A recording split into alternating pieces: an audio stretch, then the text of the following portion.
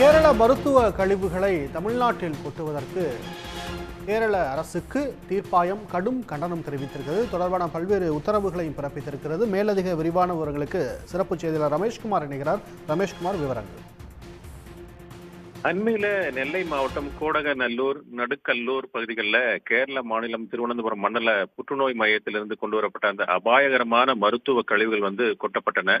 இது தொடர்பாக போலீசார் வழக்கு பதிவு செய்து விசாரணை மேற்கொண்டு வருகிறார்கள். கேரள மருத்துவ கழிவுகள் தமிழகத்தில் கொட்டப்படுவதற்கு அரசியல் கட்சிகளும் தொடர்ந்து கடும் கண்டனம் தெரிவித்து வருகிறார்கள். இந்த நிலையில தான் தென்மண்டல தேசிய பசுமை தீர்ப்பாயத்துல கேரள விவகாரம் தொடர்பான வழக்கு ஒன்று நடந்து கொண்டிருக்கும் போது அந்த மருத்துவ கழிவுகள் விவகாரத்தை தமிழ்நாடு அரசு தரப்புல சுட்டிக்காட்டப்பட்டது. இது குறித்து விசாரணை நடத்திய தீர்ப்பாய நீதித்துறை உறுப்பினர் புஷ்பா சத்யநாராயணா, நிபுணத்துவ உறுப்பினர் சத்யகோபால் ஆகியோர் கேரள மருத்துவ கழிவுகள் தமிழகத்தில் கொட்டப்படுவதற்கு கடும் கண்டனம் தெரிவித்திருக்கிறார்கள். கேரள மருத்துவ கழிவுகளை முறைப்படி அகற்றுவதற்கு தேவையான வசதிகளை மேற்கொள்ளாமல் ஏன் மருத்துவமனைகளுக்கு அனுமதி வழங்க வேண்டும் எனவும் கேரள அரசுக்கு கேள்வி எழுப்பினார்கள். அது மட்டும் இல்லாமல் கேரளாவிலிருந்து கொட்டப்படும் மருத்துவ கழிவுகளை அகற்றுவதற்கு உரிய செலவு தொகையை கேரள மாசு கட்டுப்பாட்டு வாரியத்திடமிருந்து தமிழக மாசு கட்டுப்பாட்டு வாரியம் வசூலிக்க வேண்டும் என்றும் உத்தரவிட்டிருக்கிறார்கள்.